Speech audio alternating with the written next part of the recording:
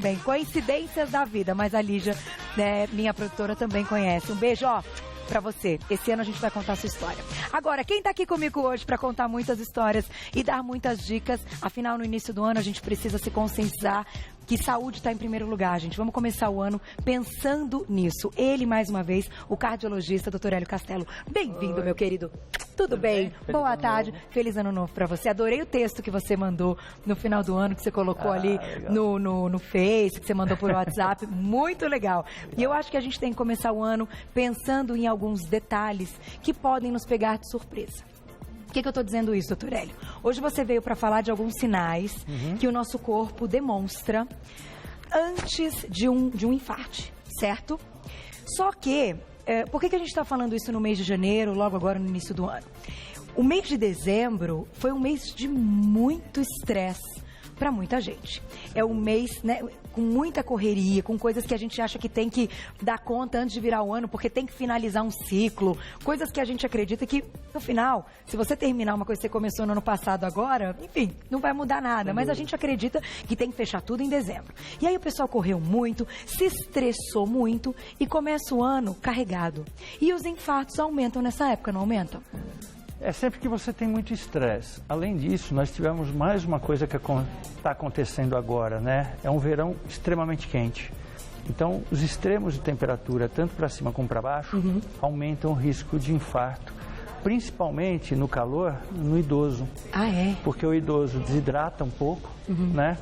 E isso deixa o sangue mais viscoso, aumenta a chance de entupir uma artéria que já tem um pouco de gordura dentro dela. Tá. Então, eu sempre falo para os meus pacientes, assim, se hidrate muito bem, principalmente agora, que parece que vai ser um dos verões mais quentes dos últimos anos. Então, a sensação térmica é um negócio, assim, absurdo, né? Atingindo Outro aí... dia no Rio estava mais de 50 graus de sensação. Então, gente, mas como é que você consegue viver? O negócio não é fácil. E isso, então, faz com que aumente o índice também. e casos de infarto.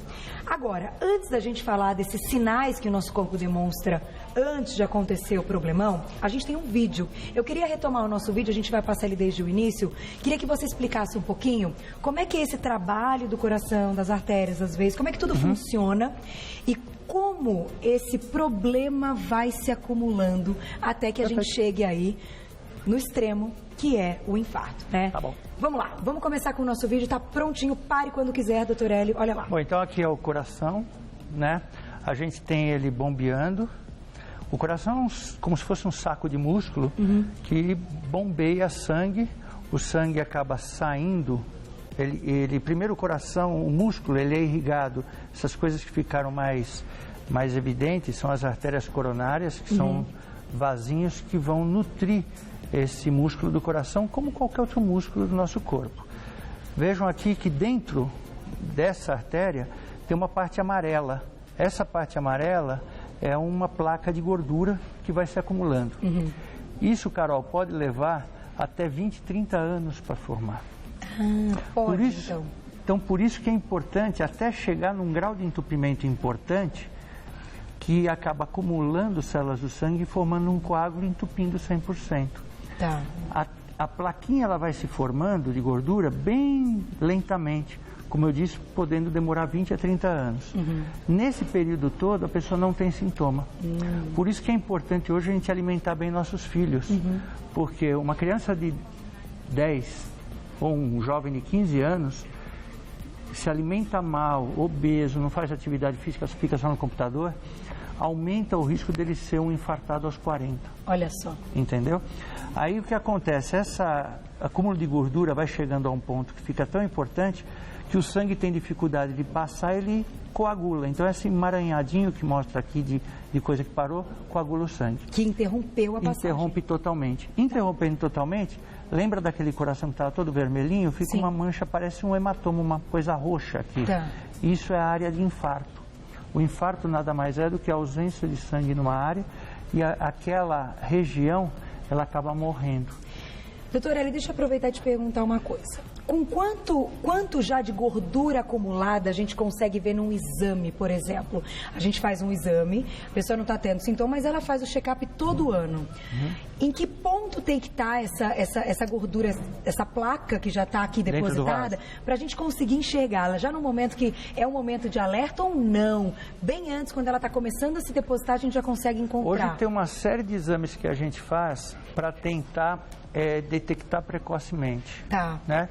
Então, a partir de 20%, 30% de obstrução já é detectável, até menos que isso. Então, o que nós fazemos hoje? Nós fazemos testes para ver no esforço como a pessoa se manifesta, porque no esforço, se o coração tiver algum entupimento, já dá alguma alteração. Então, isso é uma coisa. Outra, nós temos exames, por exemplo, de circulação de carótida, que são os vasos que vão para o cérebro.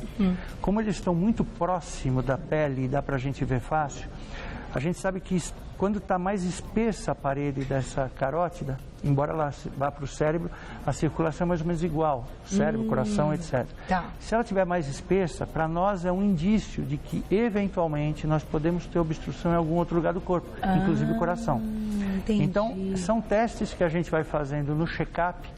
Para qualquer idade. Exatamente. Geralmente a gente começa a partir dos 30, 40 anos, depende dos fatores de risco que a pessoa tem. Tá legal. Né?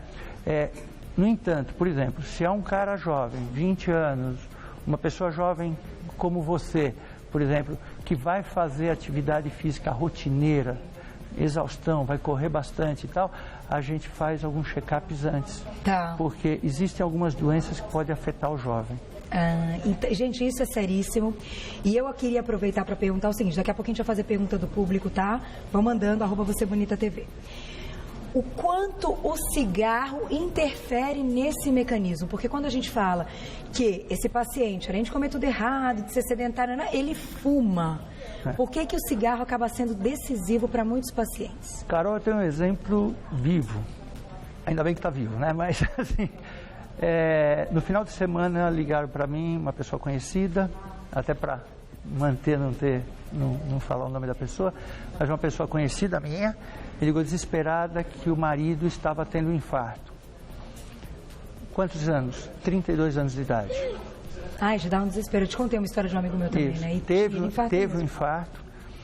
Esse rapaz é um rapaz jovem, bonito, 32 anos, faz atividade física pra caramba, só que ele fuma e ele usa anabolizante. Aí chegamos na história do anabolizante. Então, assim, coisas que as pessoas acham que isso é muito natural. Graças a Deus foi atendido rápido, a gente tem equipe também no interior, então a gente conseguiu o atendimento dele no interior de São Paulo. Está bem, deve receber alta hoje ou amanhã. Mas ele infartou? Infartou. Então ele teve que fazer um cateterismo de urgência, desentupimos aquela artéria que estava entupida, estava totalmente entupida. E graças a Deus ele está bem. Então, voltando ao que você falou, o cigarro aumenta a chance dessas plaquinhas de gordura grudar nos vasos, aumenta a chance do vaso se contrair. Se você imaginar que o vaso é um tubo, imagine um tubo qualquer, um cano. Se esse cano se contrai, eu apertar o cano, diminui a passagem do líquido dentro dele, no caso do sangue. Então, se eu já tenho uma placa de gordura e eu apertei esse cano porque eu dei um espasmo, um entupimento que tivesse menor, 40%, 50%, vamos dizer que não fosse grave, 80%, torna 80% na hora que esse vaso se contrai. E o cigarro faz isso? O cigarro faz tudo isso. Então, é grave, a gente tem falado, graças a Deus, com essas políticas todas, diminuiu o número de fumantes, porque eles têm dificuldade de fumar. Aqui ninguém consegue fumar. Ou na fumar, sua casa, ou não tem onde na rua. Porque você tem que sair dos estabelecimentos. Eu acho que foi maravilhoso. Foi realmente... Mas hoje nós estamos com uma faixa de 18% a 20% de fumante ainda, quer dizer, 1 cada 5, mais ou menos, e muitos jovens. Eu tenho recebido muitos jovens, às vezes com arritmia, alguma coisa, e você vai ver ele fuma. Por causa do cigarro. Então, quando a gente está falando de cigarro, a gente não está falando só de um problema, de algo que pode se transformar num câncer de pulmão. A gente está falando... Também, né? Mas que também pode aumentar o risco até do infarto precoce. Olha o quanto é sério. E do AVC também. E lembrar que mulheres, juntando o cigarro com a pílula, aí vira uma coisa complicada. Então tem que tomar cuidado além de tudo isso. Aumenta a chance de trombose? Aumenta a chance de trombose, aumenta a chance de infarto e aumenta a chance de AVC em mulheres. Pílula com cigarro. Alertem, meninas. Vamos colocar a perguntinha do público, então? Olha lá, quem escreveu pra gente? Um beijo, que linda, que sorrisão, Cris. Obrigada. Tenho insuficiência da válvula mitral. Uma vez você comentou a respeito dessa válvula mitral. Corro risco de ter um infarto? Beijos, Carol. Boa pauta com esse tema. Eu já volto pra gente falar a respeito disso. Doutor Hélio, uma vez a gente comentou, mostrou hora e a gente levou bronca. Então agora a gente tem que dar beijinho assim, sabe? Delicadinhas. Finge que a gente é assim. Só entre nós. Vamos lá. Doutor Hélio deixou uma pergunta importante da Cris a respeito da válvula mitral. Primeiramente, que válvula é essa? Tá. O coração tem 4 válvulas. Vamos colocar a fotinho do coração, bonitão? Põe aí. Pra gente deixar o nosso coração bonitão. Eu acho que no início do nosso vídeo, dá pra ver de repente, né? Aquele início que tem o coração ali batendo. Vamos ver, a gente vai chegar na imagem, a gente já coloca. Tá quase. Não, o coração sem ser esse que é o lúdico. O coração... Coração, nosso órgão, coração. É o órgão mesmo. Vamos lá, enquanto eles acham, vamos começar. O coração, ele, como eu falei agora há pouco, é um saco de músculo, deixa parado, não precisa nem rodar. É um saco de músculo, ele tem 4 cavidades. É que teria que abrir ele para mostrar dentro, né? 4 cavidades, aqui, tá mostrando lá, aqui e aqui. Isso. Entre as cavidades, nós temos válvulas, para que o sangue tenha um caminho. Senão o sangue vai e volta, vai e volta, vai e volta. Então, abre uma válvula, o sangue sai daqui e vem para cá. Essa válvula fecha, o sangue daqui vai para frente. Tá. E tem outra válvula lá para frente e assim vai. Né? Nós temos 4 válvulas, 2 do lado direito e 2 do lado esquerdo. A mitral, ela está do lado esquerdo, é uma válvula que fica entre o átrio esquerdo, que a gente chama do lado esquerdo aqui, o átrio esquerdo e o ventrículo esquerdo. É uma das válvulas que mais é acometida, por exemplo, por doença reumática, reumatismo, que o pessoal fala. Febre reumática ainda o Brasil ainda é um dos campeões, baixou bastante, e ela é causada geralmente por infecção de garganta maltratada. A bactéria da garganta, que chama Streptococcus, da amidalite, ela pode entrar na circulação, ir para a válvula e causar uma insuficiência da válvula. Ou a válvula não fecha direito, porque ela machuca a válvula e a válvula passa a não fechar. Então imagina uma portinha que a hora que vai fechar fica meio entreaberta. Tá. Ou ela causa uma cicatriz nessa válvula. Imagina que tem uma inflamação, quando cicatriza a válvula fica dura e aí não abre direito, fecha mas não abre. Tá. Nós médicos chamamos de estenose. Então, no caso da Cris, né? Cris, ela pergunta se aumenta o risco de infarto. Não, assim. a Cris deve ser jovem, provavelmente essa doença é uma doença mais de jovens, né? Cris, esse problema da válvula isoladamente não aumenta o risco de infarto, tá? Ele aumenta a chance de fazer com que teu coração dilate e evolua para uma insuficiência cardíaca. Vai ter, não necessariamente. Tem que fazer acompanhamento médico para ver se no futuro vai haver necessidade ou não de operar ou não. Hoje em dia está chegando no Brasil, para alguns casos de insuficiência mitral, uma tecnologia que a gente já faz isso, mas está chegando, está começando ainda, então ela está muito onerosa, não tem acesso a todo mundo, que você entra através da artéria com catéter, você vai lá e como se você grampeasse a válvula, e com isso você, quando ela não fecha direito, você facilita o fechamento dela. É uma coisa muito inicial, mas como a Cris deve ser novinha, ela pode, se a coisa evoluir, tomara que nem evolui, mas se evoluir, talvez ela vá ter alguma coisa para fazer. Mas ela pode praticar atividade física? Depende do grau de insuficiência, Carol. Por isso que é importante passar no médico, saber até que o limite. Não que ela vá ter risco de infarto, mas pode ser que ela fique muito cansada para fazer atividade física e pode ter uma arritmia, alguma coisa que prejudique. Então, se a insuficiência mitral for leve, como é a maioria, dá para ela fazer tranquilo e vai fazendo check-up de tempo em tempo. De tempo em tempo. Cris, um beijo para você. Você é linda, então é isso mesmo. Vamos embora. Continua se cuidando, se informando, que esse sempre é o melhor caminho. A gente tem perguntinha na tela e claro que agora nós vamos para os nossos itens, os principais, que a gente colocou isso como tema da nossa pauta, mas com o doutor Hélio a gente vai abrindo os nossos temas e a gente acaba falando de um monte de coisa que eu acho muito importante. Mas a gente tem... Você quer colocar a perguntinha agora, ali, mais uma? Vamos para a perguntinha do público, então, e daqui a pouquinho a gente vai falar dos principais itens e sinais do nosso corpo. Olha lá, Christian, beijo para você. O que causa mais infarto, cigarro ou cerveja? Aí a perguntinha dos meninos. Cervejinha também pode complicar a história, doutor Hélio?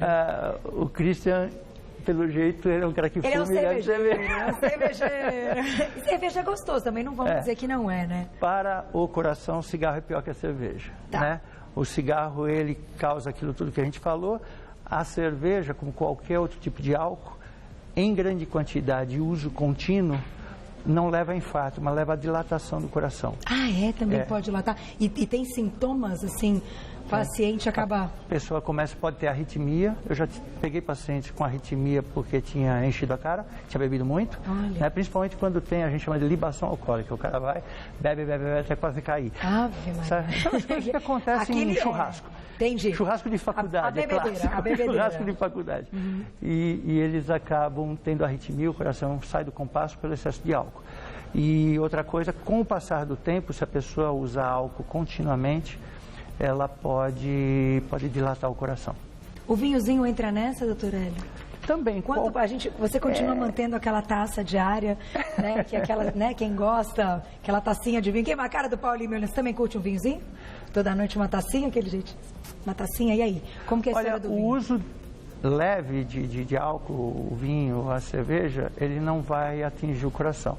Agora, num programa com audiência como o teu, Carol, eu não posso, em hipótese alguma, falar que álcool pode fazer bem para alguma coisa. Entendi. Porque pode tua taça pode ser essa e o outro pode achar que a taça é um balde. Que é aquela gigante, eu entendi. Então, claro, tem que ter aí um bom senso quando o assunto é esse. E tem que ver se não tem problema no fígado, em outros órgãos, que eventualmente pode acabar dando problema. Perfeito. Vamos então é verdade. Hoje, né, que o Shaolin faleceu, eu estava vendo o Leão, estava falando dele. Leão até se emocionou. Deixa eu mandar um beijão pro Leão, que ele sempre passa a notícia com uma verdade, assim, que o negócio é muito legal. Ele teve o quê no final? Insuficiência?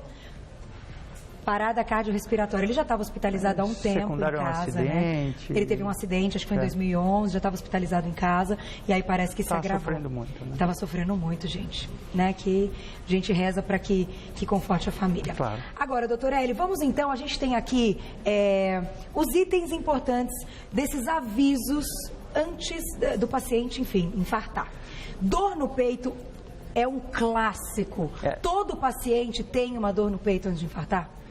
Então, isso é uma coisa muito interessante. A gente sempre tinha observado isso. Saiu um estudo agora no Annal Journal of Medicine, é uma revista muito prestigiada no mundo todo, e eles avaliaram 900 pessoas que tiveram parada cardíaca na rua.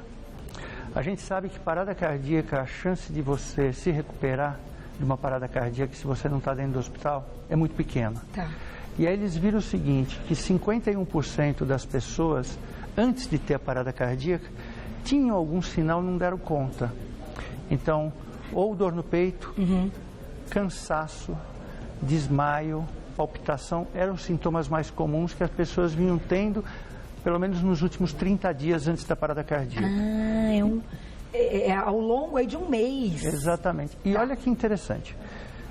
Essas pessoas todas tiveram parada cardíaca. Quem não teve nenhum tipo de sintoma antes, a chance de sobreviver depois da parada cardíaca, lembrar que esse estudo foi feito com pacientes dos Estados Unidos e França, quer dizer, 2 países desenvolvidos. Certo.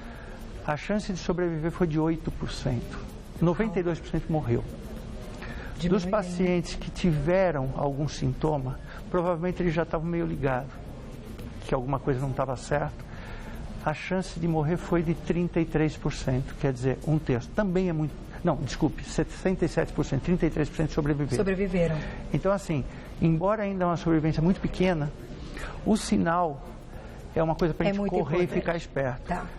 Pode parecer contra mentiroso, mas eu recebi um paciente quarta-feira passada no consultório, que ela estava viajando. Até ontem ela voltou no consultório, eu falei, vou usar a senhora amanhã lá na Carol. E ela estava viajando, estava no Canadá. Ela foi lá ver a neta, etc. Tal. Ela estava numa coisa de esqui do Canadá. Não estava esquiando. Ela chegou no Canadá, estava lá comendo alguma coisa. Ela teve uma dor no estômago. Ela vinha tendo nos últimos 30 dias dor de estômago. E cansaço. 75 anos. Ela teve uma parada cardíaca no local. Nossa, naquele momento. Parada cardíaca, ela caiu com parada cardíaca, numa estação de esqui. Eles atenderam ela tão bem lá, tiraram ela da parada cardíaca, arrancaram ela de lá de helicóptero, levaram para Vancouver. Ela fez o cateterismo, desentupiu a artéria que estava entupida, era um infarto. Nossa, gente. E ela está aqui com a gente, quer dizer, em São Paulo, bem e etc. E aí ontem eu falei para ela, tá vendo, senhora, passou 30 dias tendo um sinal. E a gente acha que não é. E não deu bola. E saiu viva porque ela estava num lugar que tinha tudo para atender. Que tinha estrutura. Provavelmente, se ela tivesse nas nossas praias aqui, ela não teria saído viva, porque não teria. Com certeza não. Esse não é teria aí o helicóptero também tão rápido, enquanto tudo tão rápido. Tudo isso.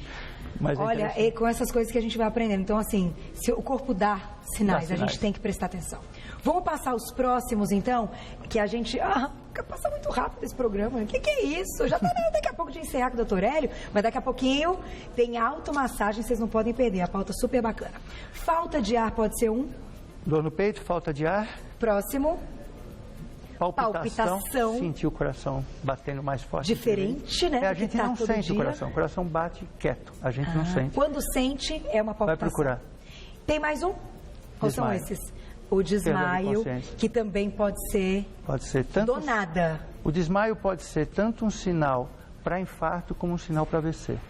Olha só. Então tem que ficar esperto. Ninguém desmaia de graça. Para a gente fechar, doutor Hélio, você citou o fato de um paciente que estava infartando aos 32 anos com uso de anabolizante. Como a gente viu a morte de uma modelo ontem, a gente comentou até no início do programa, enfim, do uso do anabolizante, onde ele entra nessa história com problema cardíaco? O anabolizante, ele muda totalmente o metabolismo.